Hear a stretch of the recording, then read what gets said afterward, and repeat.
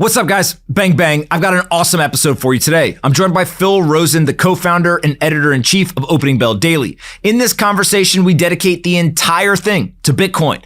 We talk about why Bitcoin is the best performing asset so far in 2024. What's going on with so much volatility? Is that a good thing or a bad thing? How do people think about Bitcoin as a savings account rather than a checking or an investment account?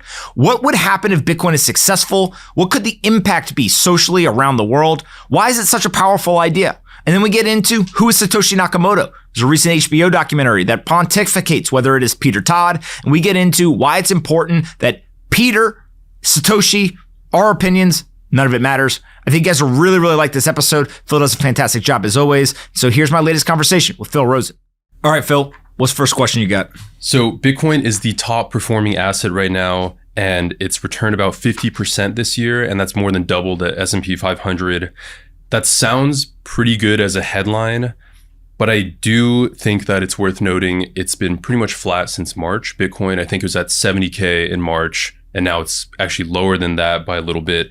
How do you reconcile it being the top performing asset, but also it hasn't made any progress for most of the year? I'll give the critics even a better argument, which is it's actually down over the last 3 years, right? It hit an all-time high, 69,000 back in 2021. Now it's trading in the low 60s. And so I think that Bitcoin really is a volatile asset. That's a key piece of this. It's obviously sensitive when it comes to monetary policy, fiscal policy. And so we saw a tightening. Bitcoin dropped from 69,000 down to, I think, 17,000 as a significant drop in price. Most people in most asset classes would sell the asset, say, I'm done with this thing and move on. That's not what happened with Bitcoiners. So if you look today, Bitcoin has fully recovered back. It hit a new all-time high in the low 70,000s, and it's kind of gone sideways, as you mentioned, since March or so. Now, one of the things that people usually don't remember about Bitcoin is in these 4-year cycles, in the halving year, there are two things that tend to be true. Doesn't mean it's always going to be true in the future, but so far, historically has happened. The halving occurs. There's kind of a run-up into that event occurring. What we saw earlier this year was not only do we get the run up because of the halving, but we also had the ETF approvals. And so there was a repricing of Bitcoin by about a 50% increase going into those that halving. So ETFs get approved in January, price goes up, halving occurs, and then there's kind of this like disillusionment for the next month or so, where everyone was so excited about the halving, they realized it doesn't really do anything, and so there's kind of a sell-off. Now, the sell-off wasn't really that bad, but throughout the summer, we have what I call the sideways summer. And usually in halving years, if you go back to 2020, that's exactly what happened. Kind of Bitcoin, recovered from the quick drop in March with the halving in May, and we pretty much went sideways all summer long. And so if you go back and you look, Michael Saylor and MicroStrategy were buying Bitcoin at around the same price as when the halving actually occurred. Call it, $8,500 to $10,000, somewhere in that range. And so if we look at what happened in 2020, we then got into the end of Q3, beginning of Q4. And really, it wasn't until the end of October, November, December, we then went from, call it, $8,000 to $10,000 up to around $30,000 to end the year. And that continued into Q1 of 2021, where we went from 30,000 all the way up to 64,000 in March.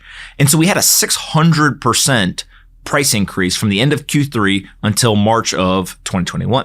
Now, there was a big sell-off. We then went sideways for a while, and then there was recovery to hit the new all-time high of 69,000 at the end of 2021.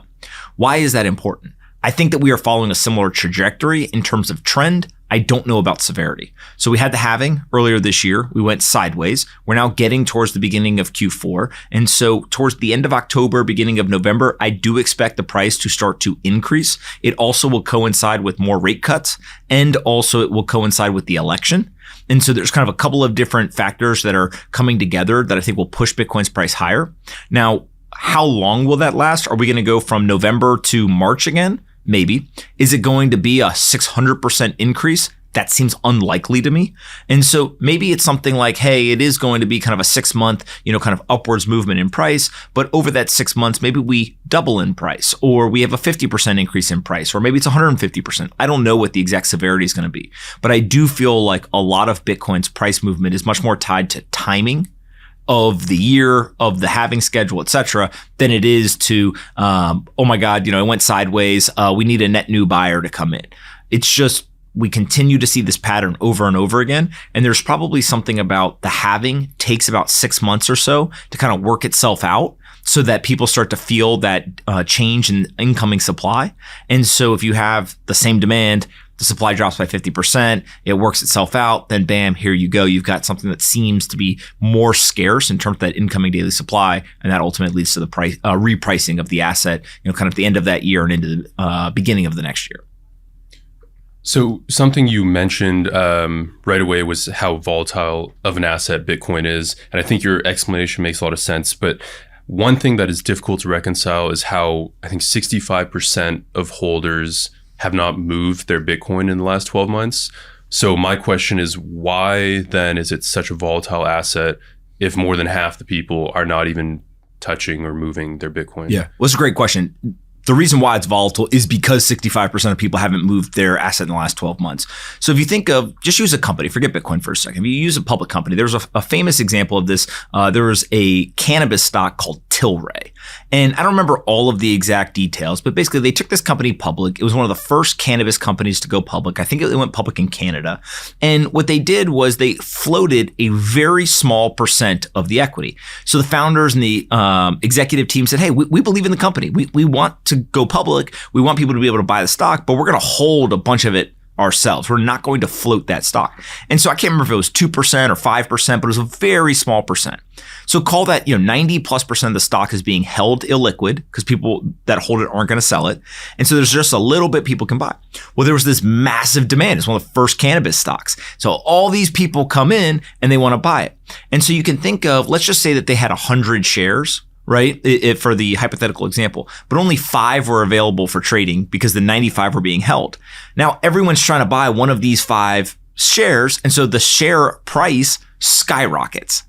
And so I think that stock went up something like 1,000% in like a couple of months. And so in that example, you're saying to yourself, oh my God, this stock went up 1,000%, blah, blah, whatever. It's just market structure. Because if they took the other 95% of the stock and they put it into the market, it wouldn't have gone up 1,000%. It was just that there was a mismatch of demand for the available shares.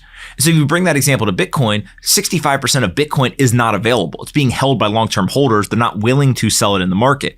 And so even though there's more than 19 million Bitcoin in circulation, there's really only 35% of Bitcoin that is available for trading. And so as you get this increase in demand or decrease in demand, it is exasperated or kind of exaggerated because you have such a small float compared to actually all 19 plus million Bitcoin that are kind of in circulation.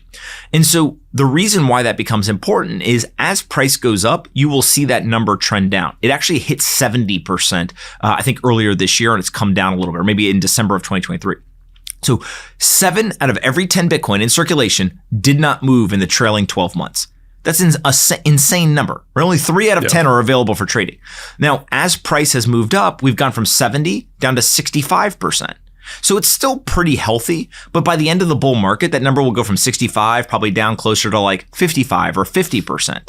And so what people are doing is as price rises, you can think of it as it's a daily bid for their Bitcoin. So right now somebody is saying, I'll buy your Bitcoin for $63,000. 70%, 65% of people say, I'm not selling. But all of a sudden, if somebody says, I'll pay you $80,000, one more person than probably right now will say, you know what, $80,000, I'll sell you the Bitcoin. Then $90,000, $100,000, $110,000, $120,000, $130,000, $150,000. There's some portion of the people who are not willing to sell at 63 that are going to be willing to sell at $100,000 or $150,000. And so that number will start to kind of trail down. What's fascinating to me is still more than 50% of all Bitcoin in circulation has not moved in 2 years. So the 1 year number is impressive because during that time period, what we saw is Bitcoin's price has gone up substantially. But over the 2 year time frame, Bitcoin's price has tripled. So we went from, kind of sub 20,000 to over 60,000 in a 2 year time frame, yet 1 out of every 2 Bitcoin has not moved. Now, some portion of those are lost. We don't know how much. I don't think it's as high as the number as some people think it is, but some portion for sure is lost. But 1 out of every 2 Bitcoin has not moved in 2 years, even though the price has tripled. Those are long-term holders. Those are people who are saying it's going higher, right? They're expressing their view in the market because they're not willing to sell at these prices.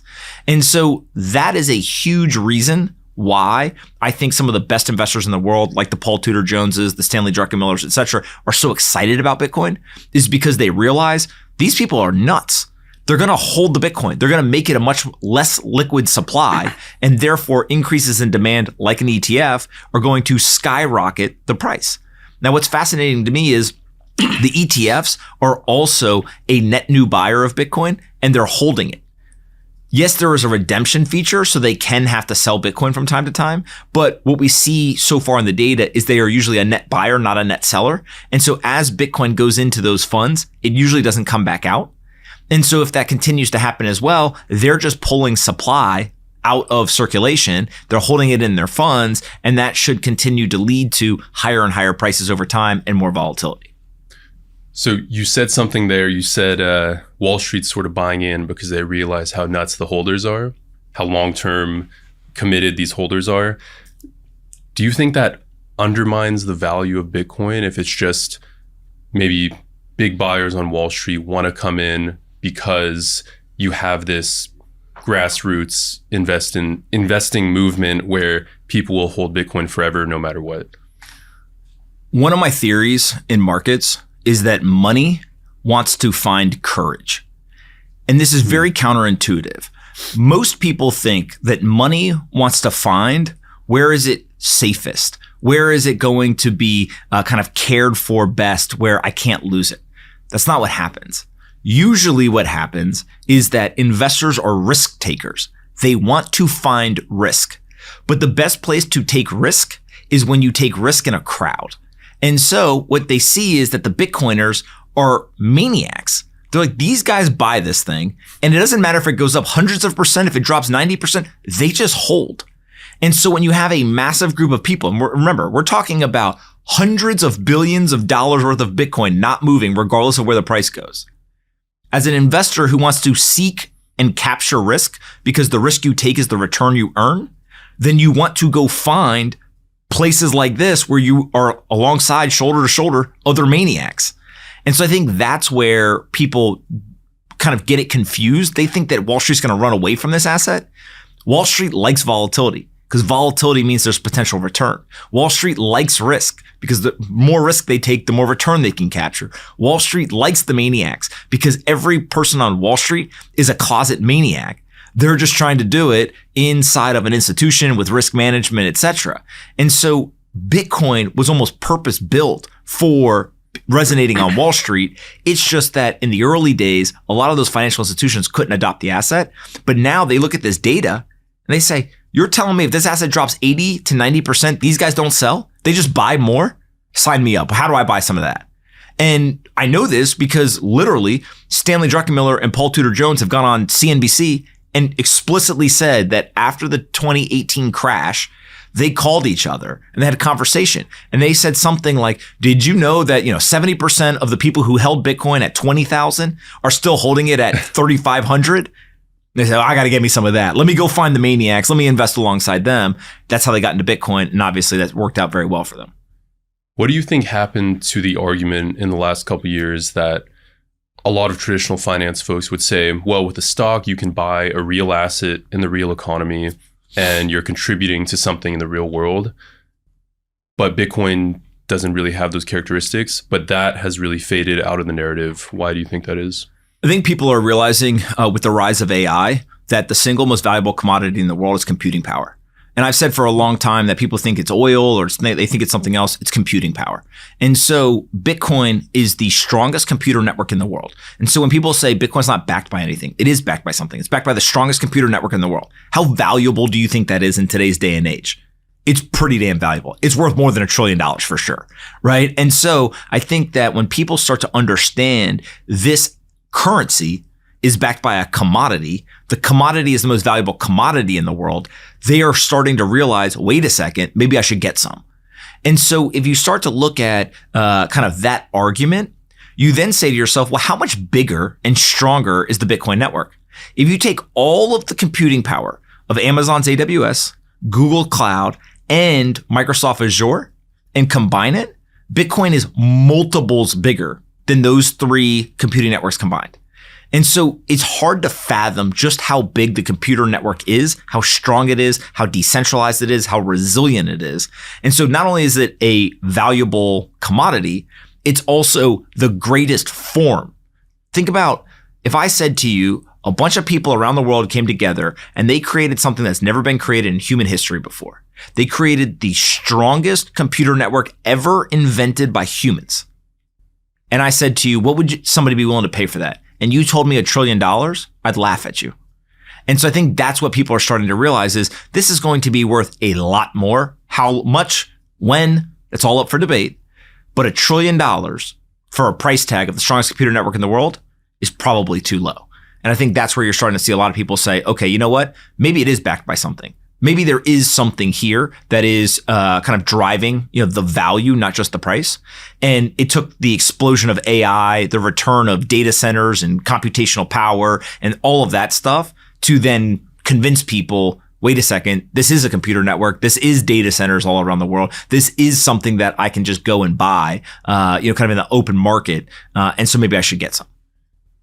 The thing about AI data centers and AI computer networks, they're powering, in theory, tools that we can use in our everyday life and make work easier and, all these different tools we have. But the computer network for Bitcoin, I hear what you're saying, but I also don't know what the application is other than creating these tokens or assets that the price is expected to go up? Yeah, it's a great question. I think that Bitcoin's computational network is doing the single most important computational work in human history, which is it is protecting economic value.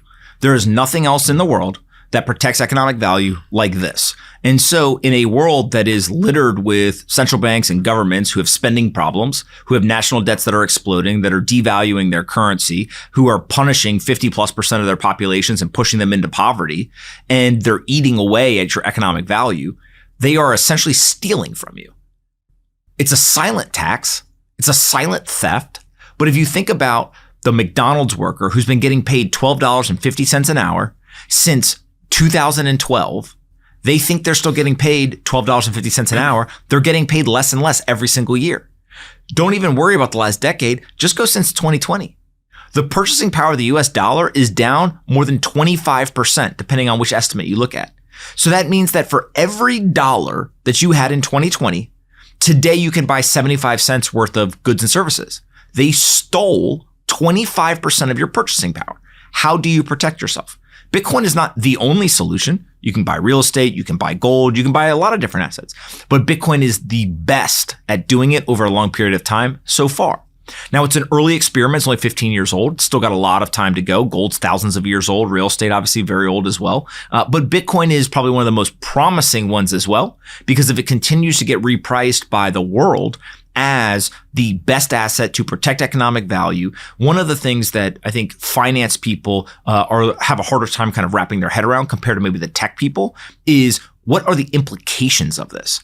And so if I said to you, if the root cause of poverty around the world is the fact that there are billions of people who earn economic value every day, they leave it in cash, whatever their local currency is, and their government devalues that currency. And so they fall further and further behind. They can't get ahead. The wealth inequality gap widens and these people get punished. But there's a solution. They simply can save that economic value in a different currency. That currency can't be devalued. It can't be created out of thin air. It's not controlled by anyone. And it's going to protect their economic value and their purchasing power. All of a sudden, it's not very hard to see a world where maybe this one asset could actually lift people out of poverty, could actually have this global impact that would change the lives of billions of people. Now, there's a lot that has to happen between here and there, but I think that's part of the promise of Bitcoin and why so many people are excited about it is they say to themselves, wait a second, is this a root solution to a problem that has been around for centuries? You can go all the way back to ancient Rome or anywhere else, and people were devaluing these currencies. They were constantly trying to figure out how do we steal value silently from the people to enrich ourselves. Bitcoin is an asset that you can treat as a savings account. You simply continue to save in it and you don't have to worry about what is it going to happen over the next week, month, year, etc. Now, one of the things that people look at that and they say, wait a second, but it's volatile on a day-to-day basis. Yes, but in the same way that one Bitcoin is worth one Bitcoin, if you go back and look, one of the best examples of this, in 2016, the median home in America cost 664 Bitcoin. Today, it costs 6 Bitcoin. So what ends up happening is in dollar terms, we actually saw about a 50% increase. It was like $250,000, $300,000. Now it's over 400,000. Right? I think whatever it is, about 40, 50% increase in dollar terms for the median home between 2016 and 2024. So 8 years, 50% increase in that home. How many people's wages went up 50% or more? Probably not as many. In Bitcoin terms, there was a 99% reduction in the price of the median home in America priced in Bitcoin. Bitcoin literally made housing more affordable. And so when you think of it in those terms, what it does is it requires you to break the mold of thinking in dollars and now think in terms of Bitcoin. And so if you hold dollars, everything around you gets more expensive over time. Your coffee gets more expensive. Your house gets more expensive. The clothes that you buy, when you go out for a night to a Yankee game or what, everything gets more expensive. When you hold Bitcoin over the long run, everything gets less expensive over time. Your purchasing power increases at a faster rate than the rate of inflation. And therefore, literally every single good around you gets less and less expensive. And so that is something that we haven't had before. And I think that's really what is driving so many people to say, wait a second, this Bitcoin thing, if it works, this thing could really, really be special. And so far, so good. But, let's wait another 50 years and then we'll decide, was it successful or not? The housing comparison is crazy. The 99% reduction. That is something I've never heard before. It makes sense. Obviously Bitcoin's price has gone up a lot. Another way to think about this is today's episode is brought to you by Gemini. Gemini is a fantastic platform. How do I know? Because I've used it for years. These guys get it. They right now have a special offer where they are offering all eligible new users the opportunity to earn $100 in Bitcoin. That's right, 100 big ones. They're going to give out in Bitcoin if you go and you trade $1,000 in crypto within the first 30 days of signing up. What is Gemini? Gemini builds crypto products that are simple, elegant, and secure. Tyler and Cameron Winklevoss, the billionaire Tyler and Cameron Winklevoss, founded Gemini in 2014 with a security-first mentality and ethos of asking for permission, not forgiveness. They've been pioneers for the crypto industry since day one, and unlike many exchanges, they are available in all 50 U.S. states. Gemini has tools for new and advanced traders. They've got an advanced trading platform called Active Trader, which is where crypto traders go for advanced charting tools, access to over 300 crypto trading pairs, and multiple order types to trade the way you want. Head over to Gemini.com/partners/pomp and start trading with Gemini today to earn $100 in Bitcoin. That's right. Gemini will give you $100 in Bitcoin if you head over to Gemini.com/partners/pomp and you trade $1,000 in crypto within the first 30 days. In 2016, Bitcoin was a couple $100 to maybe $1,000. I think it started in the beginning of 2017, if I remember correctly, it's maybe like $1,000. So let's just use 1,000. You could have bought $6,000 worth of Bitcoin and held it for 8 years. Your $6,000 would now buy you a US median home 8 years later. Yep. And so you think about that. If you would take that same $6,000 and put it in cash, you might not be able to buy the door for the house in today's terms, right? Like, who knows? And so I think once people start to realize this idea of protecting the purchasing power and everything getting cheaper around you, it completely shifts your view of how to think about where am I putting my economic value. Stocks obviously do very well. There's things like gold and real estate, they do well as well. But something like Bitcoin, this idea of it being a asset that not only protects but grows your purchasing power over time is something we really haven't seen before. And I think that's where Bitcoiners have done a lot of work in terms of trying to educate people on why is this different. So would you say a good approach or, for investors that want to get involved in Bitcoin, is it just dollar cost averaging like you would to a stock? I really think of this as a checking account and a savings account. And, in the traditional system, you put dollars in your savings account, you try not to touch them. Then you have your checking account and you got an investment account. I think that a lot of people use that framework to understand I get paid, my W-2 salary, taxes get taken out, have my after-tax dollars. Where do I put my money? I need living expenses in my checking account. I have a savings account because I'd like to have an emergency savings fund and a little bit of extra cash. And then I've got an investment account that I like to go buy stocks or commodities or real estate or whatever. To me, what is going to happen and what is already happening is that people are going to realize I get paid my salary. They take the taxes out. I have after tax dollars. I'm going to put some money in cash into my checking account so I can pay my living expenses. I'm going to put money into my digital savings account, which is Bitcoin. It's going to do a fantastic job of protecting my purchasing power and increasing it over time. And then I also, you know what? I want intellectual stimulation. I want to make some investments as well. I don't expect people to put 100% of their savings and investing in Bitcoin. I actually think of it as it's just a savings account. Buy some, sit it in there, you're good. You still want dollars. We live in a dollar economy in the United States, right? You go buy your coffee. You're dumb if you're using Bitcoin to buy coffee in the middle of Manhattan because you're going to get taxed and you're losing out on the future appreciation of that dollar or of that Bitcoin. The dollar is going to lose value over time. So you should spend the thing that's going to lose value and you should save the thing that's going to gain value. And so then you look at the investment account. Well, people are going to go buy stocks. They want diversification. They want safety. Going back to the conversation about the Wall Street folks, they want risk. The average American doesn't want to go seek risk. The average American wants to know, hey, if I work hard, I spend less than I make, am I going to have enough money to be able to live the life I want to live? And you know what? If I can use my investment account to make a little bit of extra money, that'd be fantastic.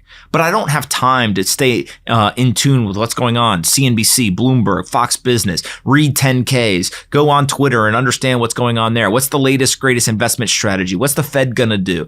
Right? Well, oh my God, China liquidity is increasing. That must mean that there's going to be this knock-on effect to the U.S. Oh, the election's coming. What are the two They don't think like that.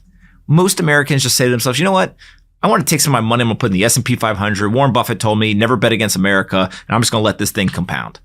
And so they're still going to do that. But if Bitcoin can serve as that savings account, that alone would be a pretty, I think, kind of epic innovation and advancement for a lot of people's personal finances. That is such a good analogy, the savings and checkings. That's well, it also goes into the crypto world where people are like, is Bitcoin going to be the only asset? And what I say is, traditional finance industry, you have a checking and a savings account. If Bitcoin is a savings account, stable coins are your checking account. People want to spend fiat currency that is going to be worth less in the future. It's still $1. Yeah, it's in this digital form, but it's just $1. And so you still want to spend the dollar, you want to save the Bitcoin. And so this whole idea of like, spend your Bitcoin to me is insane. I never want to spend Bitcoin. Why would you ever want to spend your Bitcoin? Right? And so, yeah, sure. Maybe we get to a point at some point in the future where all fiat currencies have died. Everything's priced in Bitcoin. It's like hyper Bitcoinization. And then you spend your Bitcoin because there is no future appreciation of Bitcoin. It's just one Bitcoin equals one Bitcoin. That's not the world we live in today. Is that going to happen? I have no clue. All I know is today that the Bitcoin that you hold is going to be worth way more in the future. If you spend it, it's like an idiot tax, right? You are literally doing something that is stupid. Don't do it, especially in the United States where it's not only about future value, then you get taxed. And so it's just checking and savings. Your new digital savings account is this Bitcoin thing. Whatever percent of your net worth you would normally put in your savings account, well, put a little bit of it in Bitcoin. Have an investment account, have a checking account, right? Just use timeless investing principles, but rather than have your quote unquote savings sit in an asset, dollars, in a savings account that pays you 0.3% or whatever they're paying these days on a savings account at a bank, in a currency that is going to be devalued at 25% over 4 years, maybe you should try a different currency. Yeah, when you break it down like that, it does seem fairly a no-brainer. Something that I read in your newsletter, actually, one of the guests you had on the podcast this week said when Bitcoin's price goes up, its volatility also goes up, which I believe is opposite to most stocks. Maybe take out NVIDIA, but higher prices generally mean less volatility. And I think if people saw the Bitcoin behavior, that would be a deterrence. What do you say to that? It's volatile in dollar terms. It's not volatile in Bitcoin terms. But I think that you need volatility to capture return. Like everyone thinks of volatility and they say volatility equals bad. I look at it from an investor seat and I say volatility equals good because there's a lot of assets that are not very volatile. Why do I not buy the S&P 500? For me personally, because it's not volatile enough. There's not enough upside return. It's compounding at, let's say 8%, 10% a year. When you put in the real inflation rate, the real return is maybe 5 or 6%. Okay, that's fine. But I could have got that in treasuries last year. And so What I'm looking for as a 36-year-old who is trying to compound capital over time and build wealth is I need things that are volatile. And so I'm seeking out that risk. I'm seeking out looking for these financial assets that have more volatility. Now I have to be comfortable with stomaching the volatility because volatility works in both directions. We like volatility when we're long an asset and it goes up. Yeah, it's amazing. We're smart. We're geniuses. But when we're holding an asset and it goes down and it's volatile to the downside, now all of a sudden like, oh, the market's wrong, right? But no, volatility works in both directions. And so if it is volatile, that usually means it goes up and down quite a bit, which Bitcoin obviously does. So if I had told you in 2010, hey, here's 10,000 Bitcoin, you're going to hold this. It's going to go up thousands of percent. It's going to drop 90%. It's going to go up hundreds of percent. It's going to drop 90%. It's going to go up 100%. It's going to drop 90%. How many people can hold through all of that? Very few people, right? And so volatility is something that people seek when trying to create value, but also it is something that is incredibly hard for humans to go ahead and kind of stomach. It's why that Fidelity study where the people who had the best performing portfolios either died or forgot their password because it didn't matter what the volatility was. They weren't looking. Right. And so that is one of the reasons why like just buy the S&P works so well, or just, dollar cost average into Bitcoin works so well is like, don't look at the price. Just every week or every 2 weeks, buy your set amount of Bitcoin. Just keep buying. Don't worry if it's up, down, whatever, you're fine.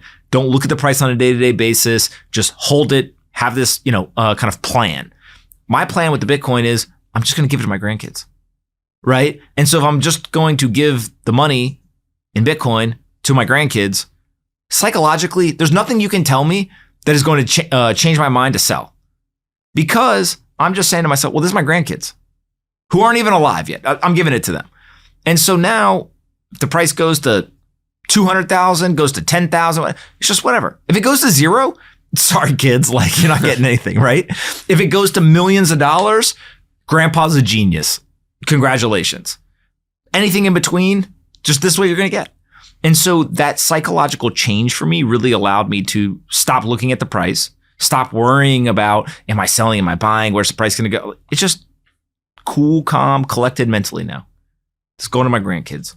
Let's see what happens. So, okay, something I want to ask you before we get off the pod here.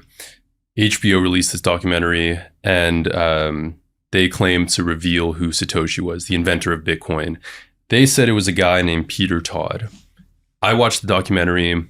I was not that convinced that it was this guy, Peter Todd. What do you make of this? HBO's in the entertainment business, baby. Okay. And I'm sure I didn't watch the documentary. I just can read Twitter for 5 minutes and the internet sleuths quickly had all the clips up and were explaining, what they got right, what they didn't get right, etc.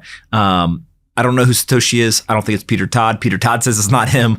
I think that if somebody had uncovered Satoshi, I don't think they would make a movie about it. I think they'd be breaking news. I think that it would be kind of a smoking gun. It'd be on CNN and CNBC and Bloomberg and those places, not in an HBO documentary that took, months and months and months to edit and cut. I also think that people want to know who Satoshi is for all the wrong reasons. One of the things that would be most interesting to me, and I've thought about this, is if I had the chance to interview Satoshi, what would I ask? And I think one of the first things would just be like, why did you create it? Why did you walk away? And why did you not tell anyone? And I think if you ask those 3 questions, you could learn 80-90% of everything you need to know about Satoshi. Because why did Satoshi create Bitcoin will tell you a lot about their view of the world, where they thought was going on in the world in their late 2000s, how they looked at things like the global financial crisis, how they thought about technology and its impact in society. Right? There's all these things that kind of are around. Why did this person create this thing? Imagine if the answer was just like, oh, I was just screwing around in my dorm room and created this thing and it seemed to work. Right? That'd be a way different answer than some profound philosophical view as to why Bitcoin was important. So I think that's a great one. Why did you walk away? Was it out of fear? One of the things that people will talk about is Satoshi walked away around a time where somebody had said that they started to talk to governments and intelligence agencies about this. And I think there was a presentation that was given. Satoshi disappeared. Was it fear? Was it always the plan? Was there some sort of self-sacrifice saying, hey, look, I know that this is important, but I need to disappear for it to be successful? Be fascinating to understand that. And then thinking about why Satoshi made so many of the decisions in terms of how it got launched, created, holding the coins, made the first 50 unspendable, all these like different details will tell you a lot about how they thought about the actual technology and whether it was intentional or not for it to be successful. So I don't think I'll ever get that chance, but it's an interesting thought exercise. I will say that a very well-known investor one time told me that he thinks he knows who Satoshi is. And so I was very surprised that this person had a theory. And I said, who do you think it is? And he said, well, I think it's one of 200 people. And I said, that's a lot of people. Like, how did you narrow it down to these 200 people? And this individual was involved in digital payments in the early 2000s, late 1990s. And he said, well, there was a conference that happened, I think, in Antigua. And at that conference, there was about 200 people, and it was everyone who was interested in digital money or digital payments, et cetera, and cryptography and like all these details that ended up in Bitcoin. And he says the odds that that person who created Bitcoin was not on that beach at that conference, very low. And so he's like, I think it was one of the 200 people that were there, which pretty fascinating way to think about, who was Satoshi? Did they come out of the blue and nobody knew who they were? Or were they hiding in plain sight for years? And it was somebody who was actually very involved in kind of the cypherpunk movement, digital payments, digital currencies, etc. I have no clue, but it's fun to think about. So one of the pieces to the theory in the HBO documentary for Peter Todd is that he was, I think, a college student when he coded this super program. And that would assume that this one guy, as a 19, 20-year-old, was, the smartest guy ever, maybe, to incorporate all these details and have so much foresight. And I thought it was pretty funny. Multiple times in the documentary, he was like, yeah, I am Satoshi. As if like he would say that in a joke, but then he would also be like, that's exactly what Satoshi would say to throw you off the scent. And so he was basically like messing with the with the camera. It was like, okay, what would a spy say in this situation? They would admit to being a spy because, of course, they're not a spy. But then really it's like there's layers and layers and layers. They are a spy. Yeah. So I think the documentary was really playing into that. I wasn't convinced, really. I don't think it was this guy. I do think the young person is probably more likely than not. Again, who knows? One of the arguments would be, hey, you have to be a very seasoned programmer to be able to understand all these details, etc. I think more importantly is not so much being a seasoned programmer. Obviously, you have to be skilled to do something like this. But I do think that it takes young people to be radically kind of thinking outside the box. And so just like there's a calcification of your mind as you get older, and you can try your best to fight it. But, again, I'm 36 and already I talk to people who are in their early 20s and I'm like, oh man, I really got to, like, this is something I need to work at, is to make sure that I don't get set in my ways. And so something as simple as if you see the same idea tried over and over and over again, you begin to convince yourself like that idea doesn't work, but there may be something that changes in the world. And then all of a sudden the idea works. And so if you're the person who kept saying it's the idea that doesn't work and you didn't realize that this change happened. So for example, I think that if I remember correctly, I think it was Adam Backed, maybe it was Hal Finney, but I think it was Adam Backed. There was like a reusable proof of work that was created in like 2004 or something. Well, if all the digital currency attempts that happened in the 80s, 90s, early 2000s didn't have access to reusable proof of work, and they didn't work, and then by the time you saw somebody trying it in 2008, 2009, then you're like, this doesn't work. Like they've tried 20 times. Well, maybe one of the big breakthroughs was, well, now we have reusable proof of work. And so one of the things venture capitalists like to ask founders, which has now kind of become just like a intellectual contest, intellectual Olympics, is why now? Why should this company exist now? And so Uber, as the quintessential example, like, why did Uber work in 2009, but it might not have worked in 2002? Well, it's because the iPhone was created and the iPhone had GPS in it. And so now the rider and the driver both had GPS. And so you could find each other with very granular detail. Which corner are you on? And so the second that you now have to not call and say, hey, can somebody come pick me up on the corner of whatever? Instead, you have GPS in both the rider and the driver's phone. You now can connect people, and it unlocks this huge use case for something like Uber. And so the answer to why now with Uber was literally there's GPS in the iPhone. And so with Bitcoin, why now? A huge part was, well, there was proof of work. There's all these different things, but it probably took a younger person, in my mind, right, to kind of think of, hey, how do I put all these things together and try to solve, what has been a timeless computer science problem of the double spend. Well, Pomp, on that note, thank you so much for having me. Thank you so much. We'll do it again. What's up, guys? I hope you're enjoying this episode, but I got a quick message for you. I just released my very first book. It's called How to Live an Extraordinary Life. In this book, there are 65 life lessons that I've picked up over the years. These lessons will teach you about money, investing, relationships, work, health, happiness, and much more. In this book, I wrote letters to each one of my children, and I tried to share those life lessons with them. If you pick up this book, there's 3 things that I can promise you. The first is that it is very concise. The audiobook is only 3 hours. You can listen to it on a long drive or on a rainy afternoon. The second thing is that you're going to learn something. It's worth the price of admission just for the lessons themselves. And then the third thing is it will make you think more deeply about your life and how you try to live it.